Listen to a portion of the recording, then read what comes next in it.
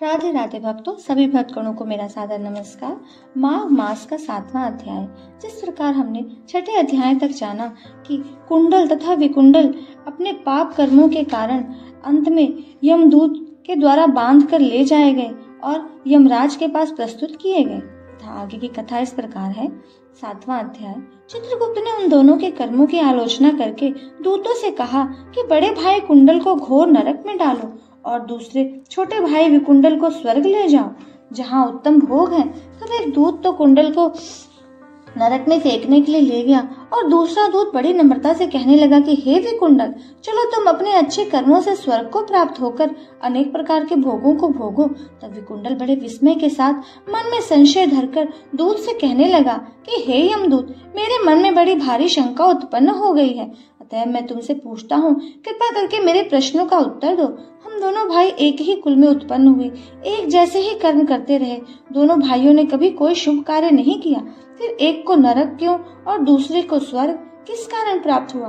मैं अपने स्वर्ग में आने का कोई कारण नहीं देखता। तब यमदूत कहने लगा कि हे विकुंडल, माता पिता पुत्र पत्नी भाई बहन से सब संबंध जन्म के कारण होते हैं और जन्म कर्म भोगने के लिए ही प्राप्त होता है। जिस प्रकार एक वृक्ष पर अनेक पत्तियों का आगमन होता है, उसी तरह इस संसार में पुत्र भाई माता पिता का भी संगम होता है। इनमें से जो जैसे जैसे कर्म करता है वैसे ही फल भोगता है। तुम्हारा भाई अपने पाप कर्मों से नरक में गया है, तुम अपने पुण्य कर्म के कारण स्वर्ग में जा रहे हो। तब विकुंडल ने आश्चर्य से पूछा, मैंने तो आजन्म कोई धर्म का कार्य नहीं किया, सदैव पापों में ही लगा रहा। मैं अपने पुण्य के कर्म को नहीं जानता। यदि तुम मेरे पुण्य के कर्म को जानते हो तो कृपा करके बतलाइए।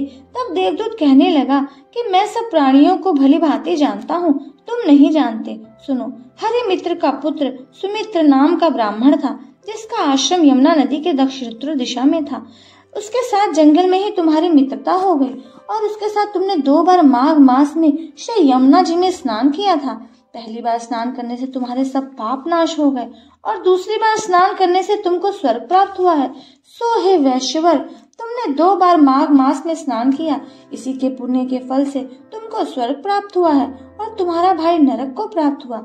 दत्तात्रेय जी कहने लगे कि इस प्रकार वह भाई के दुखों से अति दुखित होकर नम्रता पूर्वक मीठे वचनों से दूतों से कहने लगा कि हे दूतों, सज्जन पुरुषों के साथ 7 पग चलने से मित्रता हो जाती है और यह कल्याणकारी होती है। मित्र प्रेम की चिंता न करते हुए तुम मुझको इतना बताने की कृपा करो कि कौन से कर्म से मनुष्य यमलोक को प्राप्त नहीं होता, क्योंकि तुम सर्वज्ञ हो।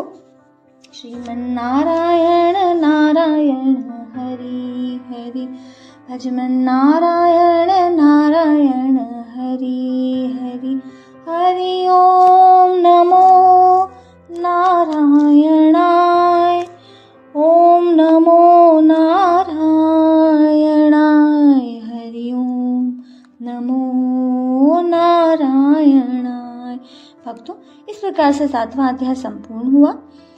मेरे अगले वीडियो को सुनने के लिए, इससे लाभान्वित होने के लिए मेरे चैनल को सब्सक्राइब करें, बेल आइकन को प्रेस करें तथा वीडियो को अधिक से अधिक शेयर के लिए।